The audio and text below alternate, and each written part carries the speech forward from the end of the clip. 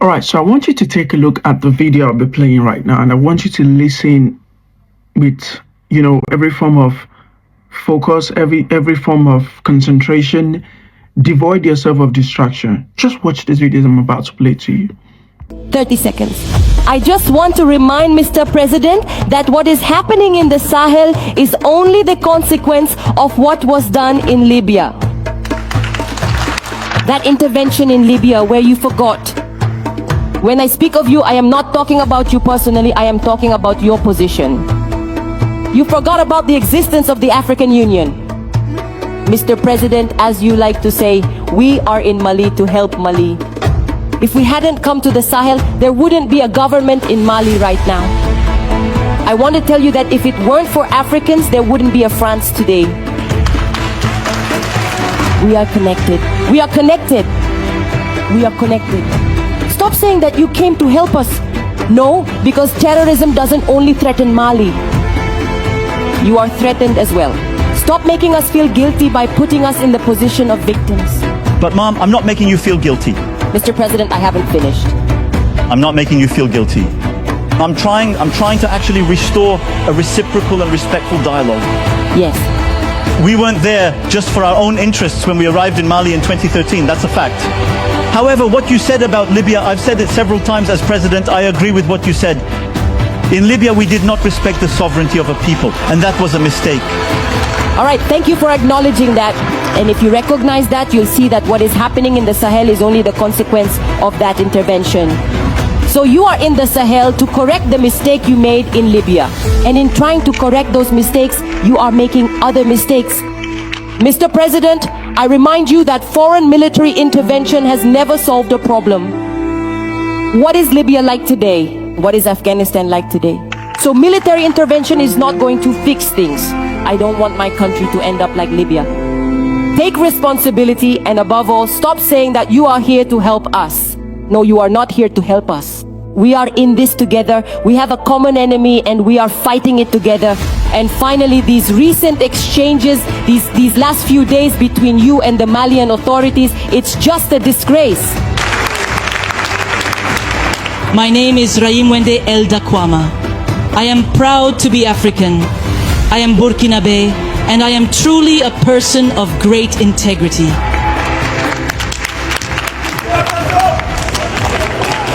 Thank you.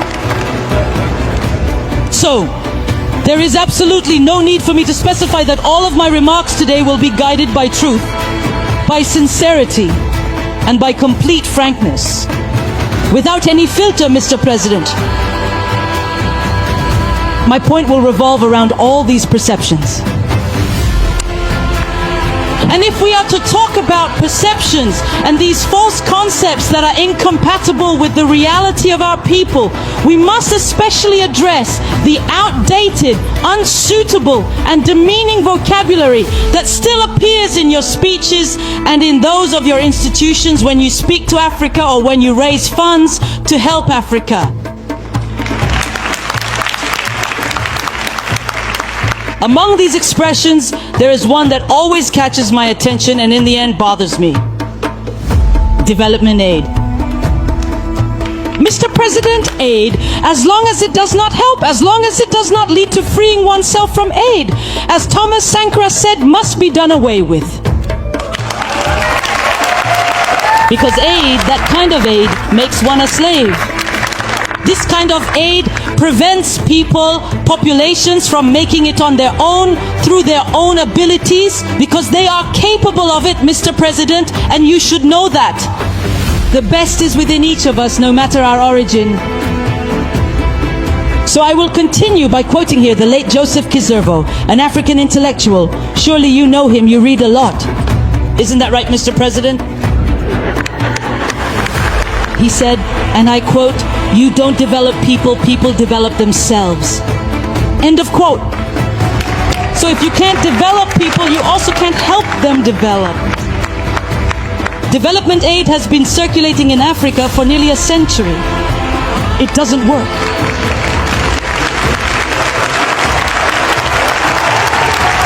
you should know that Africa will develop itself through its local potential and that of its diaspora, and certainly in interdependence with other nations on the planet, but above all, through healthy collaborations. I repeat, healthy, transparent, constructive. There are bright minds and there are also investors in Africa. We are already innovating in Africa. And if this relationship we envision is not co-constructive, we don't want it.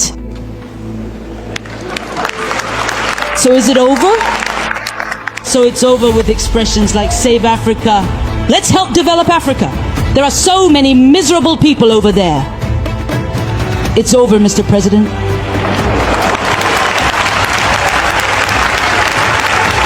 So, if we truly must live together, simply because we absolutely have to, it will be in a state of interdependence, I repeat. But above all else, it must be in mutual respect and a deep appreciation for one another. This is the only way forward. Mr. President, you wanted this summit to be different.